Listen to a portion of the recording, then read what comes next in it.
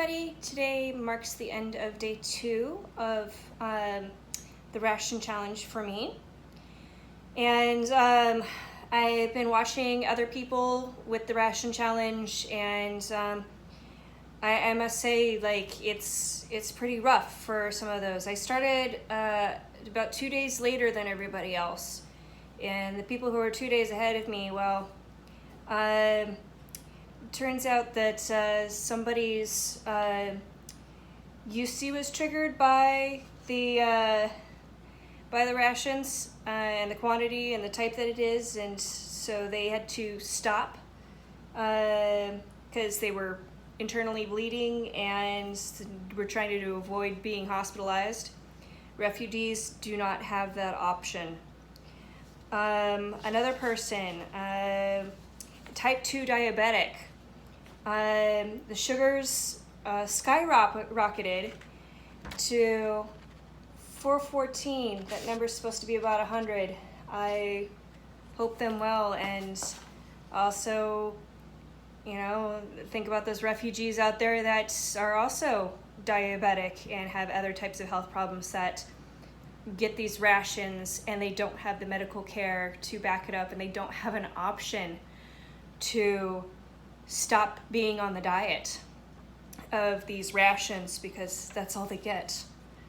Another person wound up getting severely ill and had to drop out because of the rations.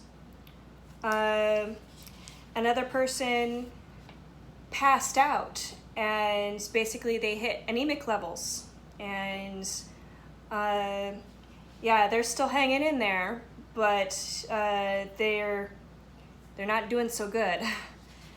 Another person, they had to stop because they just couldn't keep up. It was actually getting dangerous for them to take care of their kids.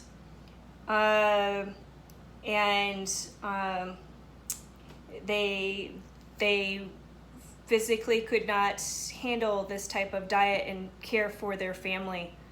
And this person's very fortunate that they have the option to not continue to stay on the rations. A lot of refugees do not have that option, and they don't have access or ability to get any sort of medical care for the conditions that these rations give them.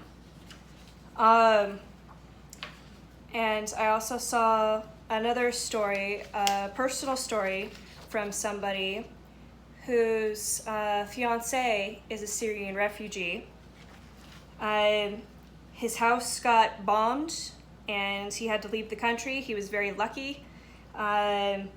He had his left arm and hand rebuilt from the bombing when it hit his house. And now he's stuck as a permanent refugee in Turkey. He cannot leave Turkey with his refugee status, and he can't return home to Syria because there's no place to go back to, and being a refugee, he can't go anywhere. So he's stuck, and some of his family members they haven't heard from in 6 years because they were basically taken and thrown in encampments, in jails and whatnot, because these are the types of conditions these people are escaping.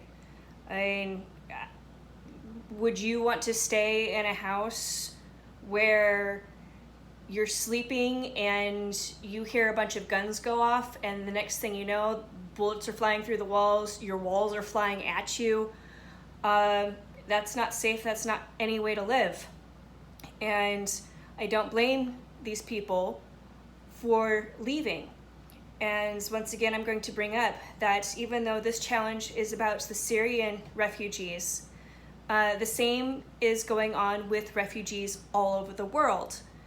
Even the people from South America coming up through Mexico to America, they are leaving similar conditions. In some of these places, food doesn't grow anymore because, well, they don't have access to water because it's been war-torn, and people have fought over the water rights and everything to where people can't get water for their crops. It's not raining like it used to because of environmental change.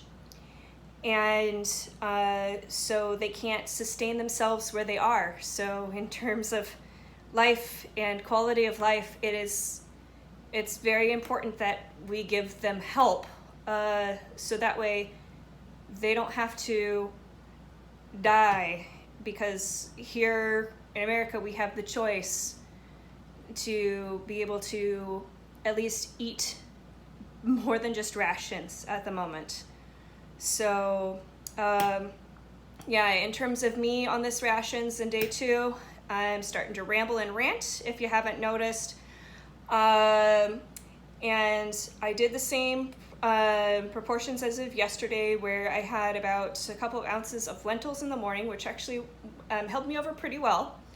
And then I boiled a cup of rice and took half of that proportion and ate it as it was. And I thought I completely boiled my rice over and totally ruined it because I spaced out. Wound up actually working out perfect. And then the other half of my rice, for kind of an early dinner, I basically deep fried it in the oil, and I have a little pan of oil that I've been keeping, so that way I stay true to the rations. And that little pan of oil, there it is, I have marked, and my roommates have had a lot of fun writing notes on it. So it's important to keep humor, because, if this was actually a real thing where this was actually life or death, in terms of this being a permanent thing for people like it is for Syria and these people that are refugees, then humor is sometimes the only thing you have. Anyway, it's time for my late night portion, so that way I can wake up not hungry, even though I am waking up very, very thirsty. Thank goodness that for this particular challenge, the water ration is unlimited. And I know that in some places, some refugees, they do have rations on water, which is also probably why people are dying. But yes, I will see you again tomorrow and possibly ramble on some more. And go support people in this, because it is actually important. And yeah.